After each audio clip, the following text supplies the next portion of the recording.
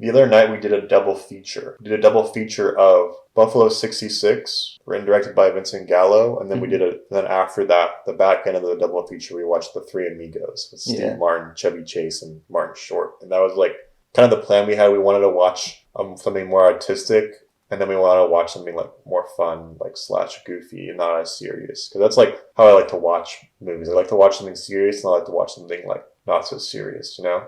I've been trying to get you to watch Buffalo 66 for like a minute now. Yeah. Because I'm a really big fan of that film. I think it's one of the greatest films ever made. Mm-hmm. If not like my favorite movie of the 90s. It's one of the greatest like movies ever, in my opinion. But that's just like, I love Buffalo 66. Yeah, I really enjoyed it too. It's very funny, very artistic, very well done. Yeah, I mean, it looks amazing. Just the lighting is like top notch. The writing, it's so freaking funny, dude. Yeah. The whole East Coast dialogue they have is just so, it fits so perfectly. The acting is really good. Oh my god. Ben Gazzara, Angelica Huston, Vincent Gallo, Christina Ricci, they're all like top notch in this. Yeah, no, it really is damn near like a perfect film because it has everything. Like it's a drama, it's a comedy, it's a crime film. Mm-hmm. It's kind of like you don't really know what's going on, and then the characters and the writing, it's just like so good. It's very artistic, like the lighting. It's I It was love shot when really well, yeah. yeah, I love when there's like the spotlights on some characters when they're like performing. Mm-hmm. I think that's like really cool. I love the collage, the video collage he does, and the way he utilizes his transitions. I think it's like very clean and stylized. Yeah, and it's also a love story. It's also like a romance story too. Well, yeah, it's a love story. It's not even like he's fitting in all these genres and it's not even like it's so packed in. It actually just like feels like it just like flows. Mm-hmm. It's a love story between two people that have never like been in love before, or have never had like intimate connection. Yeah. You know? Yeah. That was really well done and very vulnerable too. He writes a very vulnerable character for himself to play, and he pulls it off very well. Yeah, well, Buffalo 66 is about a guy who... The movie's called Buffalo 66 because this guy was born in Buffalo in 1966, this guy named Billy Brown. It's not a true story, this is like the narrative, but he was born on the Super Bowl in 1966 where the Buffalo Bills like lost the Super Bowl, and his mom, who's a really big Buffalo Bills fan, missed the Super Bowl because she had to give him birth, and she feels like if she didn't miss it, they would have won or something like that. Mm-hmm. The beginning of the film, we see him getting out of prison, and this fucking crazy ass shot of him like walking out of this fucking gate, and he gets out of prison, and he never told his parents like where he went. Mm-hmm. So he has to pretend like he had to go away because he had some big CIA or like high level government operation job. Well, he doesn't tell them. Another thing like that plays into the comedy of it is they don't give a fuck. Like they don't even ask where he was. They don't question it. They kind of forget about him. They're very absent parents. Yeah, but anyway, he kidnaps this tap dancer who's played by this young girl, Christina Ricci, and he basically forces her to pretend like it's been his wife for the past 5 years, and he brings her home, and he's like, you know, you gotta make me look good. You gotta make me look good, because like you gotta pretend that like you're my wife, so my parents think I wasn't like in prison or whatever, and like you gotta like make me look good, and if you don't, I'm gonna fucking kill you. But he doesn't. Does he say that? Yeah. He's like, I'm gonna fucking kill you. He's like, you fucking embarrass me. I'll never talk to you again. But make me look good. I'll be your best fucking friend. All right? Yeah. What's your name? Layla. No, Layla. Let's look good. Wendy Balsam. Wendy Balsam. Yeah. He's like these fucking New York actors, and he has like this esoteric, wacky family with Ben Gazzara and Angelica Huston, and that whole like dinner scene, that whole sequence is so good. Yeah. I love the way they frame it too, where it's like a small little square table. Whoever is like absent is where the camera is. Yeah. You know, and they frame 3 of them at a time. And it is very Ozu looking.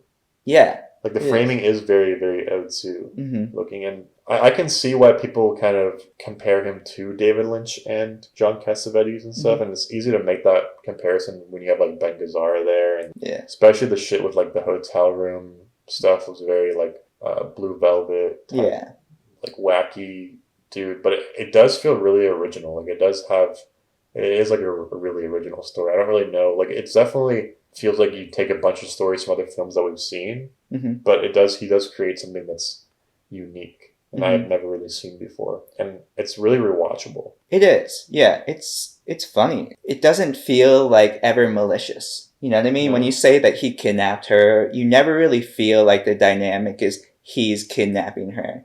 It's more like comedy kidnapping in a way, where he's like kidnapping her and she's kind of just going along with it. Like there's so many times where she could just escape, but she's kind of intrigued by this guy. Yeah. And the scene where he like drags her out to the car and then he's like, "What is this? Is this stick? I don't drive stick. I drive like nice cars. Cadillac." He's like, "What is this?" He's like, "Is this a shifter car? I don't drive shifter cars, all right? You know why? Because I drive luxury vehicles. Yeah. I drive luxury vehicles. Yeah. You know? You ever heard of Cadillac? You ever heard of a luxury vehicle? I Yeah. have cars that shift themselves. Yeah. You know? Yeah. And then he's like, "Clean up your car. It's disgusting. See? It's filthy. Wipe off the car." And he like goes out and like cleans her car and stuff. No, I love the whole first sequence when he has to take a piss, dude. Yeah, like he gets out of prison and he's like, "Can I come back in? I have to go to the bathroom." Yeah. Like, no, you can't come back into the prison. Yeah. And he doesn't take a piss for like the first like, I don't know, like 20 minutes it feels like. Yeah, dude. yeah. But there's the shots of him like walking the streets and stuff, and the operation of the camera, it looks so good. It's so well done. So we had 2 cinematographers on this. He had Dick Pope first, and he fired Dick Pope, and then he had Lance Accord, who also shoots a lot of the Sofia Coppola movies. But according to Vincent Gallo, like he was really the cinematographer, and he had to give him credit because of some guild rules. But he was like, "No, like Lance Accord didn't do shit. Like my fucking cameraman, like he didn't do shit. Like he doesn't know anything. He just has no aesthetic point of view." And he said that like he had to like do it himself, which I kind of partially believe that because it is like very unique the way it is shot and it's kind of compositional elements. And I do think that Buffalo 66 is better shot than Lost in Translation and those Sofia Coppola movies, because I think he just had such a distinct look and was also going kind of crazy on the crew and stuff. Like probably being like a little bit of a Nazi and being an asshole and like talking hella shit. Oh, definitely. Vincent Gallo. Not getting along with the crew at all, you know? Vincent Gallo is like, he's kind of volatile and he's kind of an asshole. Yeah. Like, just in real life, that's who he is. Yeah. You can't get around that aspect of him. Yeah, and the crew had like a really hard time with him, and I think the movie didn't get into Cannes, or what happened, I think it might have gone into Cannes, but what I heard was Christina Ricci had this movie called The Opposite of Sex or whatever that was also playing in Cannes, and her agent was like, "No, like we're not going to like help promote Buffalo 66, so he kind of stunted the actual exposure of this great film. Well, that's just kind of like what happened. And Angelica Huston was cast, like I think he got half the funding for the film, and to get the other half, he needed to like have a big star in there, and there was like a list of actors that the financiers wanted, and Angelica Huston was on that list, and apparently like they paid her like half the budget of the movie because it was like 1.3 million or something, and then like half of that went to her. Yeah, you know, because they needed like a big star for whatever promoting it. Yeah, and they didn't get along, and he like hated her, and everyone probably hated him too. But who? Which one? Angelica Huston. She hated Vincent Gallo? Yeah. Yeah, they were not getting along at all. And like he was making comments about like Christina Ricci's weight and shit. And like saying how he was like, she was fine. I mean, she just did what I told her to do, but she had nothing to add. Like she had no collaborative, like nothing to really add. She just did what I told her to do. Yeah, I'm really like hard pressed to find someone that actually likes Vincent Gallo after experience with him, because he seems like such a complete asshole. Yeah. I'm sure he is like but the movie is fucking amazing though. Yeah, it is. It is. Like, it stands alone from his own personality, just what he was able to create there with Buffalo 66. It's such like a sweet little indie movie. Yeah. I kind of compared it to Napoleon Dynamite in a way, where I felt like there's a clear stylistic vision. The framing felt very similar. Yeah, I just felt like it was like a very like sweet little comedy. Yeah, and in the movie, like he's not a likable character at all in the movie, but the thing is like the character is so interesting that like you want to watch him. Yeah. And like when he talks is like really funny, even though he's like the biggest asshole, like such an unhinged tweaker dude. Yeah. That I would never want to be around. Yeah. You know? It's interesting that like the way he repeats himself over and over in the dialogue. It almost seems like a lot of it's improv of him just like berating Christina Ricci or something like that. Yeah, and there's the iconic scene in the photo booth Yeah. too, where it's like all one take in there. Yeah, I love that scene. It's so good. I yeah, love that scene. I love all the scenes almost. Like, there's not like one bad scene in it, dude. Yeah, like even the scene where they're at the diner and he meets his old crush, dude. Yeah. Bruh. The way the movie flows, it feels like, how did he come up with this? You know, because it starts and he's like, the guy has to pee. So the guy like has to pee, and he kidnaps someone, and he goes to his parents' house, and he goes to the like bowling because he's a bowling prodigy. You know, it flows like almost like very naturally and comedically. Yeah, and the flashbacks are really cool. The way when we learn about like why he went to prison, and like it's also a revenge plot in there too. And then by the end, you see like two outcomes. You see like what would have happened if he went on with his revenge story, and then you see like another outcome where it's like, oh no, like he realizes like about you know, he actually has like this really good girl in his life and stuff, and that's like the two different endings. It's almost like I think any two of those, like I don't think he meant to have it where it's like, oh, we go back. I mean, I think he just wanted to show both endings, and you can decide whether or not he did what he did. And the decisions you've made and stuff. Shame on Vincent Gallo, though, for saying that Christina Ricci didn't bring anything to the movie, because there would be a movie without her. Like, she definitely complements him so well in this film. Yeah, and originally, do you know who was cast to play that role? Who? Kirsten Dunst. Okay, yeah. And then, but apparently Kirsten Dunst's agent wanted to, like, to talk to him, and he was like, no, I don't fucking talk to agents. I don't want to talk to, like,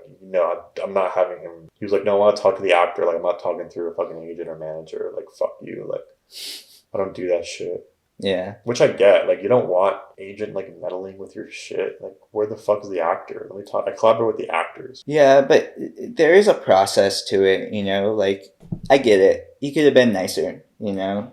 But I get it. I think, yeah, you could have, but, like, yeah. But that's just not who. He's just, like, a fucked up, sad guy. Yeah. At the end of the day, like, Vincent Gallo is, like, a fucked up, sad, lonely person. And you definitely see that more in his next and final film, The Brown Bunny. Yeah. I did want to say, though, in the nightclub scene when they're shooting it looks so good, dude. And then the scene where it shows you what could have happened. Yeah. That scene's done so well, where they're, like, frozen, you know, and the camera, like, pans around these people, and dude. there's the blood coming out, and like it's just still, it looks so good. Like, no, I really like that. It's sick as fuck, dude. It's so cool looking. And there's this one shot where it's right after they're at the bowling alley, and he's gonna go make a phone call. They're on the parking lot, and there's like this billboard. And they do this like tracking shot of him behind this, like in front of this billboard, all the way to this phone booth, and he like picks up the phone to call the Scott Wood nightclub or whatever, and it's just like all one shot. It looks so fucking cool. Like the technical ability and then his artistic aesthetic is just so fucking good. It's all works really well. 5 out of 5 stars, masterpiece, GOAT movie. For me personally, there were things that were missing, that fell short a little bit. Yeah. Like, I did see that this was kind of his fantasy. Like, after I just like praised the movie, I don't want to shit on it, but for me personally, it didn't make it all the way to 5 stars for me, because there were some aspects of it that felt like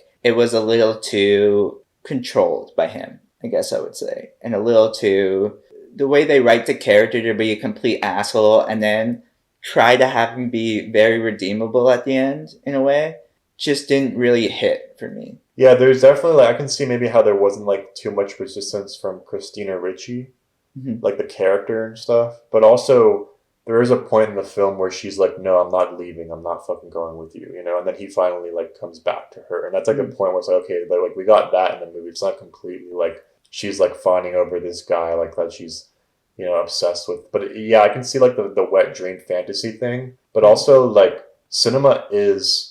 a thing about cinema is that it is a wet dream fantasy. A lot of things you watch are because you have fantasies about things, and you have fantasies about women and love stories that you want to have in your own life, you know? And definitely, like, there's a lot of men that probably feel like it is kind of like a wet dream fantasy, but that's, like, why we watch films, too.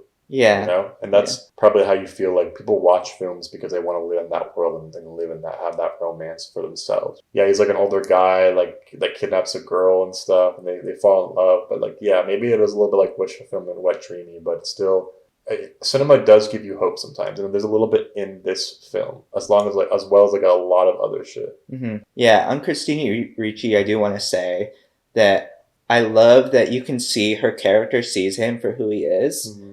Which is kind of like a sad, lonely, nerdy guy. Even though he has this like tough guy asshole attitude, she recognizes that he's very like sensitive and he doesn't want people to see that side of him, but he is like very like vulnerable, and I think she's like drawn to that.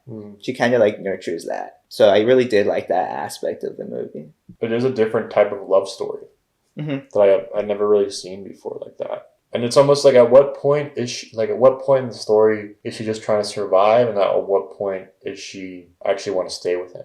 Mm-hmm. Yeah, it is like it plays out like comedy in that way, because I do feel like I never felt like there was a point she was trying to get away. I always felt like she was kind of just like, okay, sure, like, yeah, we're going to your parents' house. I hope they don't have meat because I'm vegetarian or something like she's like, what are they serving? Do you know what we're going to eat? You know, like she's asking questions like that. It's almost like she's like having fun with it. Yeah. You know? She's weird too. That's the thing. Like he picks a girl up and she's like just as weird as him. Yeah, well, all the fucking characters are weird as fuck. That's true, like the guy who works at the bowling alley, dude. That's true, yeah. Like, and his ex is like girl, yeah, the Rosanna Arquette character and like her fiance, and they're like all really weird. Yeah. Mickey Rourke. His parents. Goon / Rocky. And also, this movie takes place, it's like very grounded. It's like these are real people living in the world, and they're showing kind of some gross scenes in there of like buffalo like looks ugly. It's not like a fantastical thing, even though like sort of fantastical elements in the picture itself, but they're not. It's very like working class Buffalo, New York, like feeling, you know, and like the grays and like the hues. It all works to like the detriment of the picture. It's all so like cohesively, like the aesthetic lends to the actual narrative and the world of the story. I agree with that. I just I love like the grays, like you were saying. Yeah, it's shot so bleakly, but it fits so perfectly, and it all adds to this fantastical feel, even though there's no fantastical elements to it. I can see why people are like, oh, it's so Lynchian, but it's just because it's like weird, you know. I loved his parents too. Yeah. God, I mean, it sucks that Angelica Huston. Probably no one got along with Vincent Gallo on that set, but they played those roles so perfectly. Ben Gazzara and Angelica Huston, they're just like, as a parents, we're like, amazing. All she gives a fuck about are the Buffalo Bills. When people are like, oh, it's Billy. It's your son Billy. She's like, who? Yeah. Oh my son Billy. Oh yeah. And then like Ben Gazzara, just only thing he gives a fuck about is like eating. Yeah.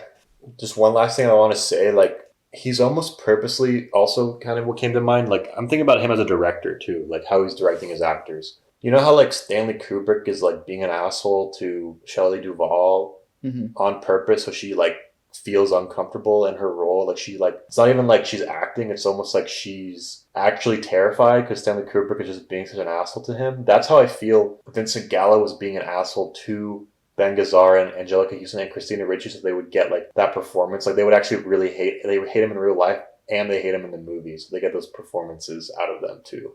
That's an interesting theory. If that is what he was doing deliberately, I think we can cut him some slack. But I'm not cutting him slack. I'm just saying like that's also something that I think that it helped the fact that he was probably being an asshole to them and on set. So that they're also channeling that in the thing where it's almost like, oh, we're pretending to be nice, but they just like don't give a fuck about him, dude. Yeah, they really don't give a fuck about him. I think that's just like a technique as like a director, like how he was probably also, you know, it helped whether or not it was on purpose, which it might have been because he really takes it seriously, dude. I mean, he's a painter before anything, so he is an artist. He looks cool. He looks cool. Yeah, like he has a fucking nice like cool jean jacket and the pants and the fucking boots and stuff. Like he is like a cool looking dude. Yeah, you know, aesthetically, like he's a good looking guy. You know, and he has a good aesthetic overall. Even his like him as self as a human, he knows like he wants to probably look good too, like fashionably. Like he has a The thing I was going to say was, I think, like, coming from the background of a painter, there is no movie magic you can pull in painting. Art is art, and Yeah. there's only truth in art. Yeah. And so I think when he takes that approach to film, it's how do I get the truest form of this on screen? Mm-hmm. And I think that's really interesting and really cool. Yeah. The thing that sticks with me too is when there's the scene with Goon / Rocky, that character, and whenever it's like a phone call, the camera's so low, it's like to the bed frame. Yeah. And then Goon will get up and you'll just see like the camera will just hang, the shot will hang on his belly. Yeah. And I was just like, oh, that's so gross, but it's like so deliberate and like funny, and just it's trying to make you feel like this guy lives in like a pigsty or something. Yeah, yeah. It adds to this character, dude. Mm-hmm. It adds to like a lot of the characterization. The characters feel really developed, and like you understand like kind of like their backstory, like who they are, kind of in a way, just from seeing the aesthetics of it. Yeah. You don't need to like have a flashback backstory in everyone just to know what like they're about. Like you just see like how they live their lives to understand the characters. Mm-hmm. Yeah. That is why this film is a masterpiece. It just works like well on so many levels. I've never seen anything like it. One of my favorite movies of all time. Whatever you want to say about Vincent Gallo, like I know he's like controversial and stuff, but this movie is a film that I will show to like anyone. Yeah. Vincent Gallo's an asshole, but this movie is very charming and very well done. Yeah.